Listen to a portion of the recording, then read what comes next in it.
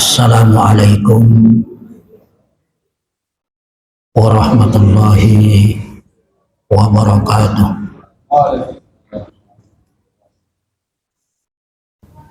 Bismillahirrahmanirrahim. Alhamdulillahi rabbil alamin. Wa bihi nasta'inu ala umuri dunya waddin. Wassalatu wassalamu ala asyrafil anbiya'i wal mursalin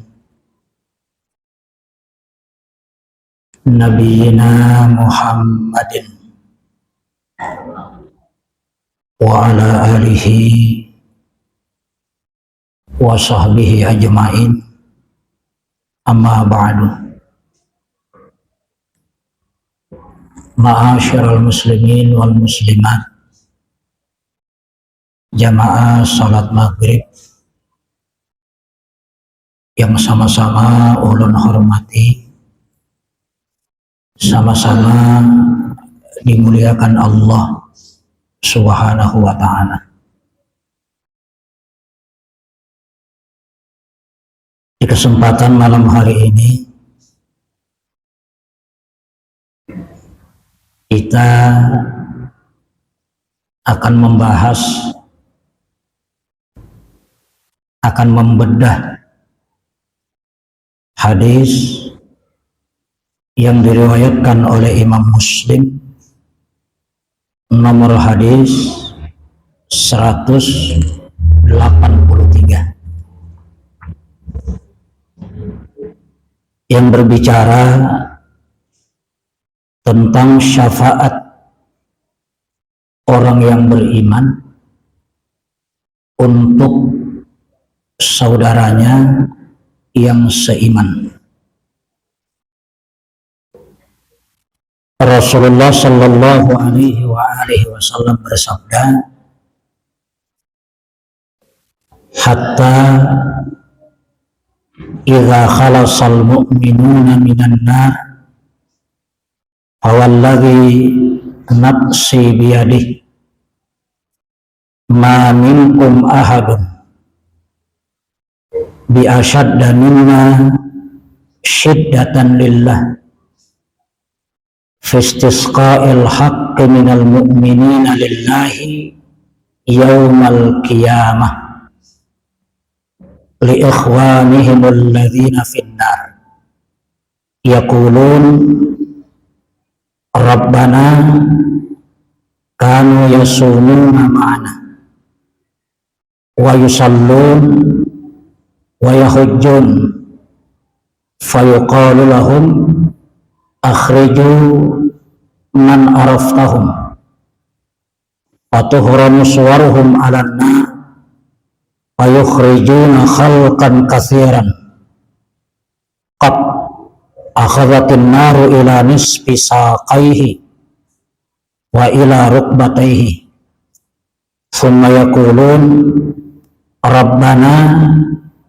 ma baqiya fiha ahadun mimman amartana bih fayaqul irji'u faman wajadtum fi qalbihi mithqala dinarin min khair fa akhrijuhu fayukhrijuna khalqan katsiran thumma yaqulun Rabbana lam nadhar fiha ahadan mimman amartana.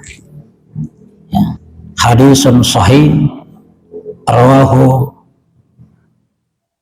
al-Imam Muslim rahimahullahu ta'ala, yang artinya setelah orang-orang yang beriman dibebaskan dari neraka, maksudnya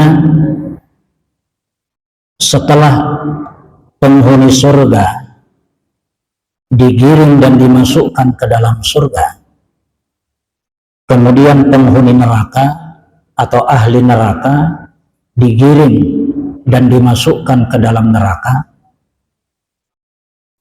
lalu orang-orang yang beriman yang pada waktu itu sudah berkumpul di dalam surga, mereka itu saling mencari. Mereka saling mencari teman-teman mereka waktu di dunia. Teman sepengajian, teman sejamaah, teman salat berjamaah, teman bertadarusan, teman buka puasa. Ya, itu saling baca carian. Ya, dilihat si fulan ada. Ya, kemudian mencari yang lain ternyata tidak ada. Maka ketika mereka tidak mendapati teman-teman mereka di dunia, di mana teman-teman ini adalah orang-orang yang bersama-sama mereka pada saat pengajian, yang bersama mereka pada saat berpuasa, yang bersama mereka pada saat sholat berjamaah, yang bersama mereka pada saat mengaji dan bertadarus Al-Quran. Kemudian mereka datang kepada Allah. Ya. Mereka bersimpuh di hadapan Allah, mereka memohon kepada Allah, mereka berkata kepada Allah. Ya. Apa kata mereka? Rabbana kanu yasumuna ma'ana wa yusalluna wa yahujjun. Ya Rabb, ya Tuhan kami, si fulan tidak ada bersama kami, padahal mereka adalah teman kami pada saat sholat berjamaah. Mereka adalah teman kami pada saat berpuasa bersama, pada saat buka puasa bersama. Bahkan mereka adalah teman-teman kami pada saat kami berhaji ke Baitullah. Ya. Tapi mereka tidak ada bersama kami, ya Allah. Lalu apa kata Allah? Fayuqalu lahum. Ya. Dikatakan kepada mereka, Allah berfirman kepada mereka, ujar Allah, akhriju man araftahum. Sekarang kalian pergi ke neraka. Cari orang-orang yang kau kenal di dunia, di mana orang itu adalah teman satu jamaah denganmu, ya, yang sering bersamamu bertadarus, yang sering bersamamu bermudzakarah tentang agama. Cari mereka yang kalian kenal. Maka orang-orang yang ada di surga itu kemudian atas izin Allah mereka mendatangi neraka. Ya. Nah, ini tidak usah dibayangkan bagaimana mereka ke neraka. Karena Allah yang perintah, tentu Allah punya cara agar mereka tidak terbakar. Ya. Mereka datang ke neraka, lalu kemudian mereka mengambil, mereka menarik, ya, orang-orang yang mereka kenal waktu di dunia. Oh, ini si fulan nih, ya, ditariknya. Oh, ini si fulan ditarik.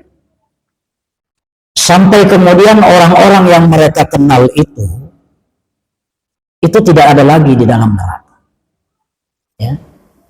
Karena masing-masing orang disuruh mencari yang dikenalnya, akhirnya fayukhrijuna khalqan katsira. Jadi banyak yang dikeluarkan dari neraka. Sudah tidak terhitung lagi yang dikeluarkan dari neraka. Artinya orang-orang yang mereka kenal itu hampir-hampir tidak ada lagi di dalam neraka. Setelah itu mereka kembali menghadap kepada Allah. Mereka berkata, ya Allah, semua orang yang kau perintahkan untuk kami keluarkan dari neraka sudah habis kami keluarkan. Tidak ada lagi yang tersisa yang kami kenal. Apa ujar Allah? Yakin? Yakin? Kan? Tidak, kata Allah. Kembali ke neraka. Kembalilah kalian ke neraka, kemudian keluarkan orang-orang yang di dalam hati mereka itu ada iman sebesar dinar. Ya. Mungkin terjemahannya itu sebesar zarrah. Pokoknya siapapun di antara kalian yang tahu, Ya, bahwa di antara mereka itu ada yang memiliki iman walaupun sedikit, keluarkan. Akhirnya mereka kembali ke neraka. Dikeluarkan. Fayukhrijuna khalqan katsiran. Ya. Jadi banyak yang dikeluarkan itu. Rupanya penduduk neraka itu banyak benar. Dikeluarkan.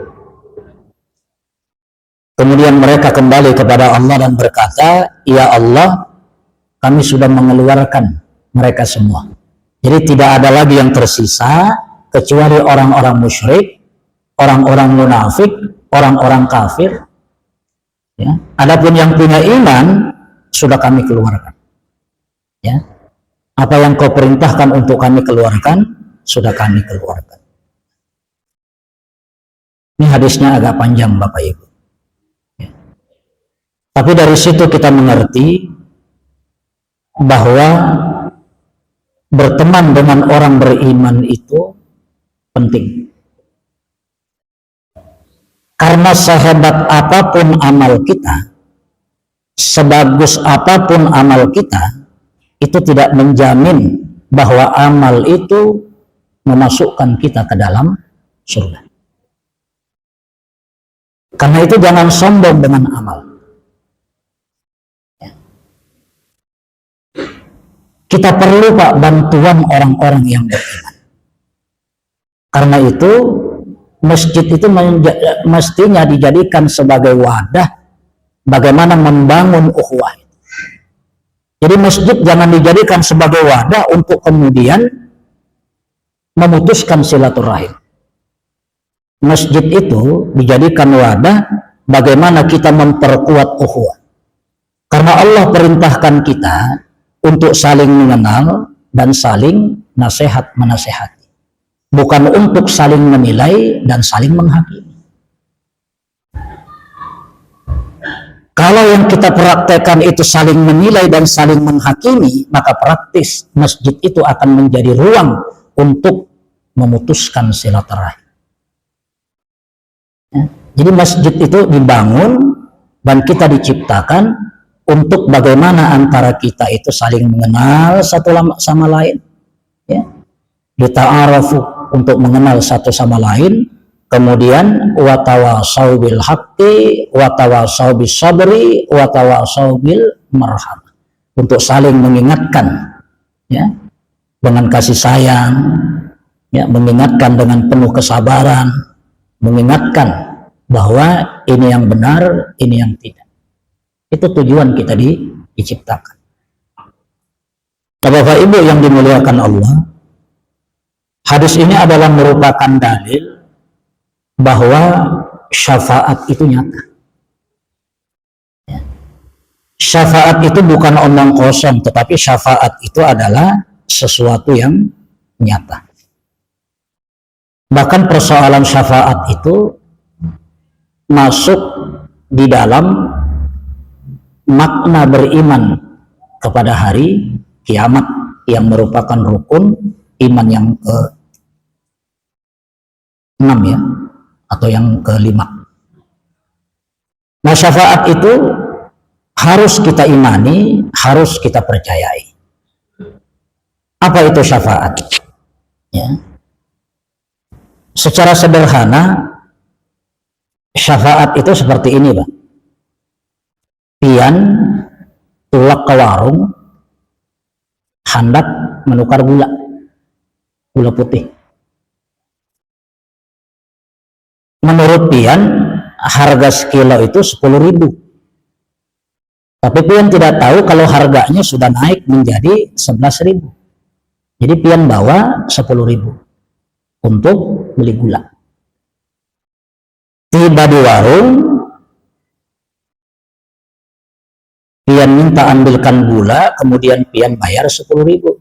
Ujar pedagangnya, kadang mayu baik, kurang 1.000. Ya.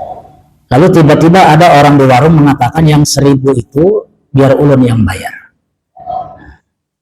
Maka inilah yang disebut dengan syafaat. Dengan kata lain, syafaat itu menutupi kekurangan. Ya. Kalau ada baju kita yang robek, kita tambal, maka tambalnya itu ngarannya syafaat. Tapi kalau robeknya terlalu banyak, maka akan sangat sulit ditambal kebanyakan. Ya. Karena itu syafaat tidak berlaku bagi orang-orang yang tidak memiliki kebaikan. Apa yang ditambal? Ya. Jadi orang-orang yang betul-betul mengharapkan syafaat di hari kiamat itu harus dibantu dengan amal-amal saleh. Ya. Jadi kita beramal dulu, nanti kekurangan-kekurangannya itu kita berharap disyafaati. Al-Quran itu bisa memberikan syafaat. Para nabi itu bisa memberikan syafaat. Para wali itu bisa memberikan syafaat. Para malaikat itu bisa memberikan syafaat. Orang-orang yang beriman juga bisa memberikan syafaat. Cuma perbedaan syafaat Al-Quran dengan syafaat Nabi dan yang lain-lain itu, kalau syafaat Al-Quran itu melindungi seorang hamba dari dimasukkan ke dalam neraka. Jadi orangnya belum masuk neraka, akan dimasukkan ke dalam neraka, tapi Al-Quran menghalang-halanginya. Jadi syafaat Al-Quran itu menghalangi seorang hamba untuk dimasukkan ke dalam neraka. Sementara syafaat Nabi, syafaat para malaikat, syafaat wali-wali, syafaat orang-orang beriman, itu berfungsi untuk mengangkat orang-orang yang sudah di neraka. Jadi sudah di neraka itu. Ya. Kemudian mereka diberikan syafaat, maka mereka diangkat dari kedahsyatan neraka itu, ya, diangkat, kemudian dicuci di air hayat, ya, baru kemudian dimasukkan ke dalam surga. Jadi syafaat Al-Quran itu ternyata jauh lebih dahsyat, ya, karena dia menghalang-halangi seorang hamba yang diseret ke neraka. Ya. Dia telah membacaku, dia telah mengamalkanku, dia telah menghafalku, maka tidak ada orang yang boleh menyeretnya ke dalam neraka. Inilah syafaat Al-Quran. Makanya Nabi mengatakan, man qara Al-Quran, ya, iqra'ul Quran fa innahu ya'ti yaumal qiyamah syafi'an li ashabi. Al-Quran itu akan memberikan syafaat dalam pengertian akan melindungi orang untuk dijerumuskan ke dalam neraka. Dahsyatnya membiasakan membaca Al-Quran. Berbeda dengan syafaat-syafaat yang lain. Itu sudah masuk di neraka, baru kemudian diangkat. Jadi sudah merasakan dahsyatnya panasnya api neraka. Kemudian Bapak Ibu, dalam hadis itu juga disebutkan anwa'us syafa'ah, macam-macam syafaat. Nah, kita tidak tahu Pak, syafaat yang mana yang nanti akan berpihak kepada kita. Di antara penjelasan hadis terkait dengan syafaat itu, yang pertama adalah asy-syafa'atul uzma.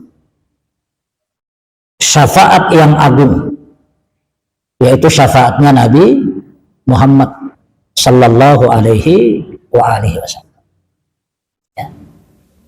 Karena Nabi itu pernah mengatakan kalau nabi-nabi yang lain itu mereka menggunakan syafaatnya di dunia. Sementara aku, kata Nabi, aku simpan syafaatku itu li ahlil kabair min ummati. Ya, aku simpan untuk memberikan pertolongan, memberikan syafaat kepada pelaku-pelaku dosa besar dari kalangan umat. Jadi pelaku dosa besar itu ada kemungkinan masuk surga, kecuali syirik. Kalau ada orang syirik sepanjang hidup, kemudian di akhir hidupnya dia bertaubat, maka diampuni dosanya. Tapi kalau dia mati belum bertaubat dalam kesyirikan, maka dia tidak akan pernah diampuni dan tidak akan pernah masuk ke dalam surga. Ya, syirik itu bahaya. Ya. Syirik bahaya. Tapi kalau dosa-dosa besar yang lain, itu kembali kepada kehendak Allah. Karena di situ ada syafaati li ahlil kabair min ummati. Ini namanya asy-syafaatul uzma. Ya. Nanti di hari kiamat, Pak, mungkin kita sudah tahu bahwa ketika pada mahsyar itu kondisinya semakin mendahsyat, ya, semakin memanas, semakin tidak karu-karuan, manusia itu sudah luar biasa bingung, maka ada beberapa orang yang mendatangi Nabi Adam. Ya, mereka berkata, wahai Nabi Adam, engkau adalah bapak moyangnya manusia. Berikan kami syafaat. Mintalah kepada Allah agar perhisapan itu dipercepat, karena kami sudah tidak tahan. Apa jawaban Nabi Adam? Bagaimana mungkin saya memintakan syafaat sementara saya sendiri itu melanggar larangan Allah dalam kasus memakan buah khuldi. Jadi buah khuldi itu sebenarnya istilah yang asal mulanya berasal dari ungkapan syaitan. Ya. Itu adalah ucapan syaitan buah khuldi itu. Ya. Jadi saya tidak mungkin bisa memberikan syafaat sementara saya itu punya dosa kepada Allah. Saya malu. Gagal dengan Nabi Adam, datang ke Nabi Nuh. Apa ujar Nabi Nuh? Bagaimana mungkin saya memintakan syafaat sementara saya sendiri gagal di dalam membina istri, gagal di dalam membina anak. Istriku, anakku itu termasuk orang yang durhaka. Gagal aku mendidik mereka. Malu di hadapan Allah. Minta sama yang lain. Mereka datang kepada Nabi Ibrahim, ujar Nabi Ibrahim, mohon maaf, ulun malu kepada Allah karena ulun pernah berdusta dalam kasus penghancuran patung-patung. Namrud berkata, ya Ibrahim, siapa yang menghancurkan patung-patung itu? Maka Nabi Ibrahim menunjuk yang ganal. Ya. Walaupun ada sebahagian ulama memahami Ibrahim itu tidak berdusta. Dia menggunakan bahasa Alabiyu. Ya. Menggunakan bahasa Alabiyu. Artinya dia menunjuk seperti ini, tetapi 3 jarinya ini menunjuk ke dirinya. Model bahasa Alabiyu gitu. Jadi kalau orang tidak merenungkan bisa dianggap keliru. Tapi Nabi Ibrahim tetap menganggap dirinya berdusta. Gagal dengan Nabi Ibrahim, datang kepada Nabi Musa. Apa ujar Nabi Musa? Supan ulun pernah membunuh orang Kipti waktu di Mesir. Makanya ulun dikejar-kejar. Supan. Gagal dengan Nabi Musa, datang kepada Nabi Isa. Nabi Isa ini langsung saja. Ya. Tidak pakai retorika. Ujar sidin apa? Nafsi. Kita sendiri-sendiri aja, ujar Nabi Isa. Gagal, putus asa Pak yang datang. Akhirnya datang ke hadapan Nabi, ya, sallallahu alaihi wasallam. Ujar Nabi, ana laha, saya yang akan memohonkan syafaat. Maka Nabi kemudian mendatangi Allah, ya, dalam gambaran yang tentu tidak bisa kita bayangkan. Nabi kita bersujud, lalu kemudian mengatakan, ya Allah, ulun tidak akan bangkit dari sujud sebelum engkau mengabulkan permohonan. Karena ini adalah makhluk yang paling dicintai, makhluk yang paling disayangi, maka Allah kemudian bertitah, apa yang engkau inginkan wahai kekasih? Saya menginginkan asy-syafa'ah al-uzma, percepat hisab ini karena umatku sudah tidak tahan. Maka Allah kabulkan. Nah itulah asy-syafa'ah al-uzma. Ya.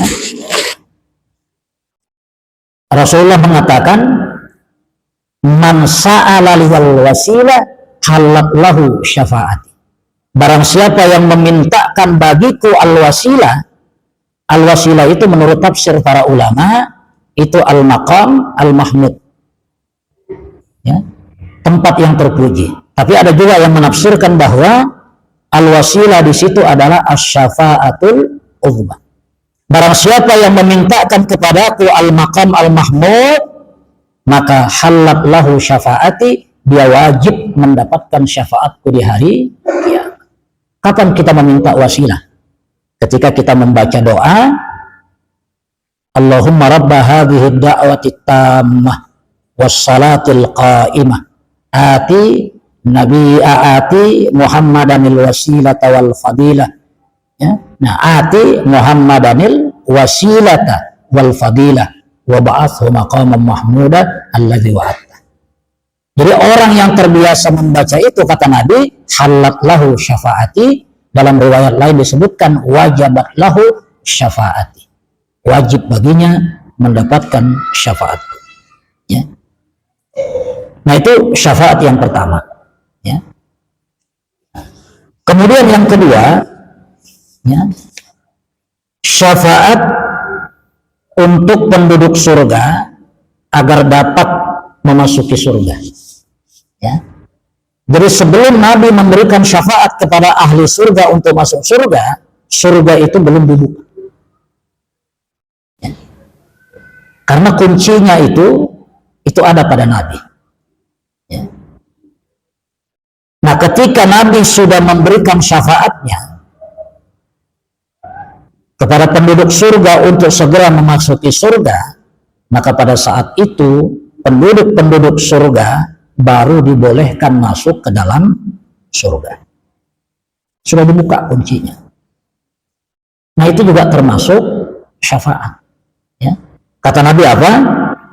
Ana awwalun nasi yashfa'u fil jannah. Aku adalah manusia pertama yang akan memberikan syafaat bagi penduduk surga untuk segera masuk ke dalam surga. Itu yang kedua.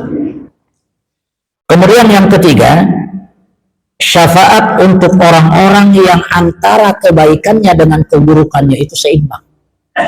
Begitu ditimbang di mizan, sama Pak. Ya. Baik buruknya sama, seimbang, tidak kurang, tidak lebih, seimbang. Nah, orang ini kan tidak masuk surga, tidak masuk neraka. Orang ini itu ditempatkan di satu tempat antara surga dan neraka yang disebut dengan Al-A'raf. Makanya ada suratul A'raf. Ya. Al-A'raf itu artinya tempat yang tinggi. Ya. Ibnu Abbas meriwayatkan tuh model gunung-gunung. Itu antara surga dan neraka. Tidak masuk surga, tidak masuk neraka. Al-A'raf.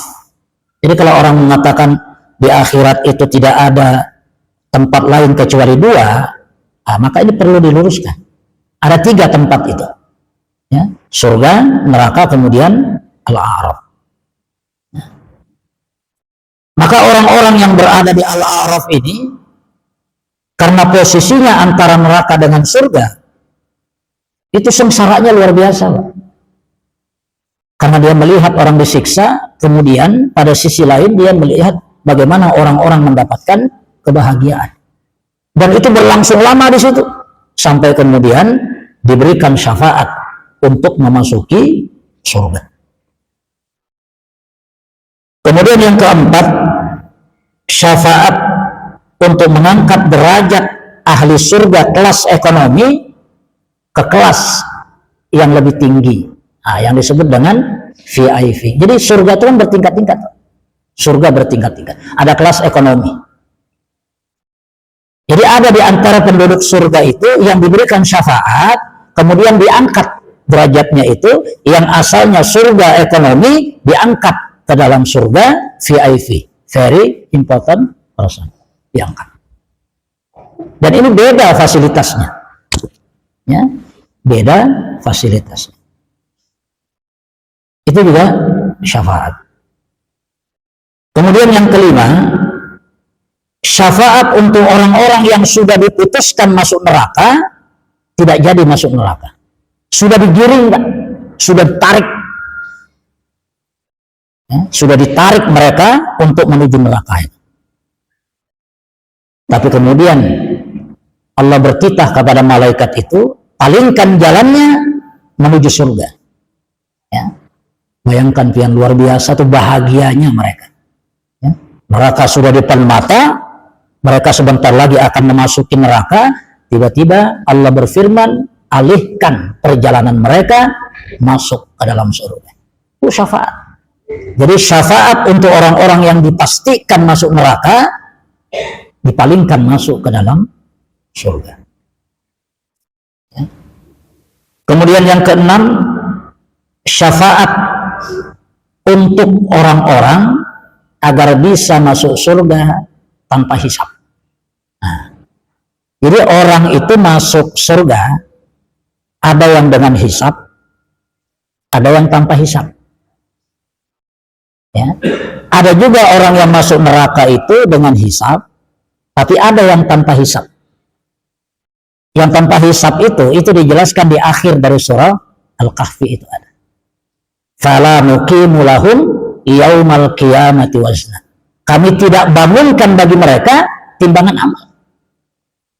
Karena kata Allah ini percuma ditimbang. Ya. Jadi tidak diadili langsung. Ya, sudah to the point saja masuk neraka. Nah, jadi ada yang kalau misalnya ada orang ahli maksiat misalnya, tapi masih dipertimbangkan amalnya, itu ada harapan masuk surga. Ya, ini ahli maksiat, dosa-dosanya bejibun, tapi masih dihadapkan ke pengadilan, masih ditimbang amalnya, harapan masuk surga itu masih ada. Tapi kalau sudah to the point, la nuqimu lahum yaumal qiyamati wazna, tidak dibangunkan bagi mereka timbangan, nah ini luar biasa, tidak ada harapan. Ya. Kemudian yang ketujuh, syafaat untuk mengeluarkan orang-orang Islam yang berdosa besar dari neraka agar dikeluarkan dari neraka. Nah itu hadis yang kita baca tadi. Ya. Kemudian yang kedelapan, syafaat Rasulullah untuk meringankan siksa pamannya Abu Thalib. Jadi Abu Thalib itu Pak, itu adalah manusia yang dimintakan syafaat oleh Nabi kepada Allah agar diringankan siksanya. Maka di akhirat nanti di dalam neraka, Abu Thalib itu ditempatkan di satu tempat yang bernama Bahbah.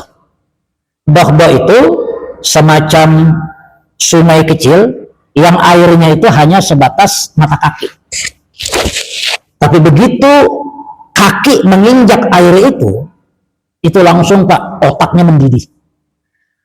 Kata Nabi, itulah siksaan yang paling ringan. Ya, itu siksaan yang paling ringan. Ya, mendidih otak itu. Nggak bisa dibayangkan. Ya, otak mendidih. Dimasukkan ke dalam air itu. Airnya saja panas. Ya, walaupun di neraka itu orang memahami bahwa neraka itu hawanya panas, tapi ada satu tempat Pak di dalam neraka itu, yang neraka jahanam saja itu takutan lawan tempat itu. Tempat apa itu? Tempat itu adalah tempat yang sangat dingin, bukan lagi panas, tapi sangat dingin. Saking dinginnya, dahsyatnya lebih luar biasa daripada neraka jahanam. Neraka jahanam takutan lawan tempat itu. Ya. Jadi jangan disangka di neraka itu api berat, enggak. Ada satu tempat dingin yang ketika dimasukkan di situ itu jauh lebih dahsyat sakitnya dibandingkan di neraka jahanam. Ya. Neraka jahanam aja takut, ya, apalagi kita manusia. Nah, Bapak Ibu, kita kembali ke hadis lain. Itu tadi penjelasan terkait dengan syafaat yang wajib kita imani. Jadi hadis yang barusan kita baca itu, ya, itu menunjukkan bahwa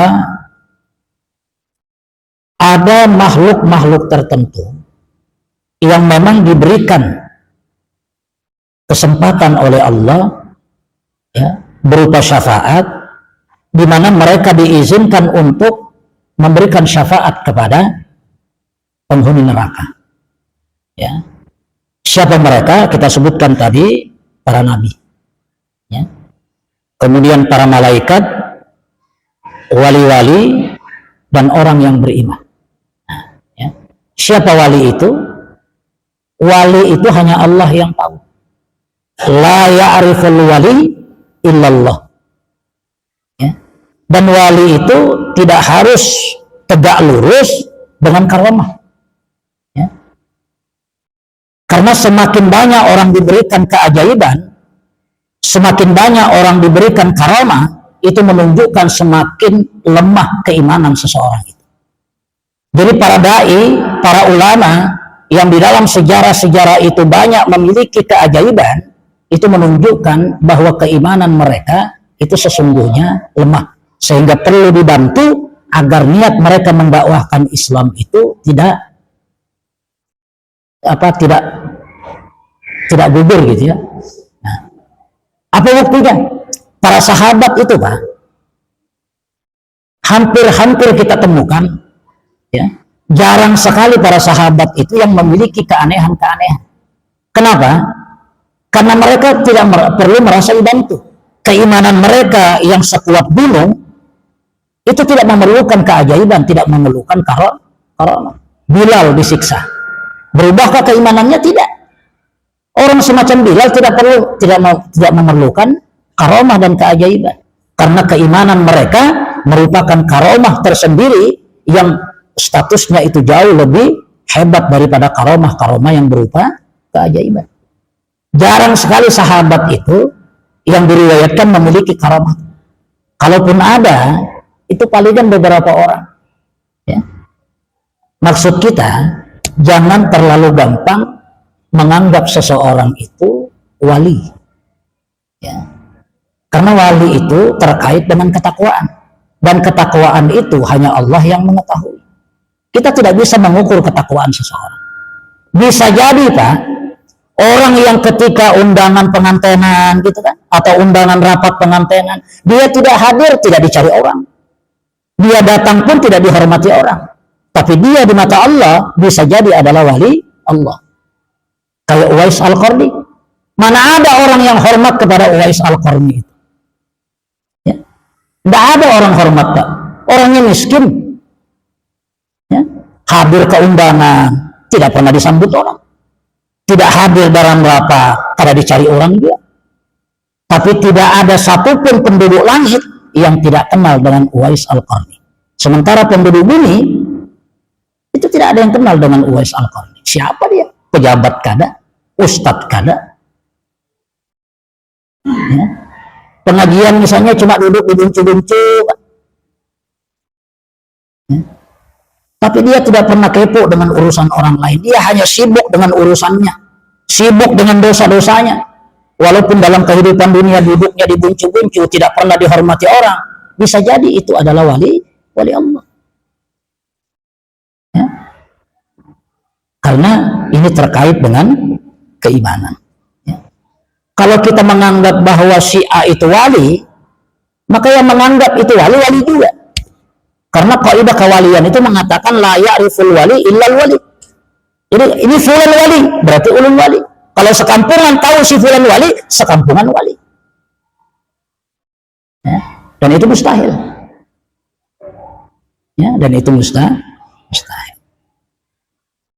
Kemudian yang kedua, hadis itu memberikan petunjuk kepada kita bahwa di dalam hidup dunia ini perbanyak kawan dari kalangan orang-orang yang beriman. Ya. Al-Imam Ibnul Qayyim itu kan ulama besar Pak. Suatu hari beliau itu imbah mengajar murid-muridnya, beliau berpesan seperti ini, kainaklah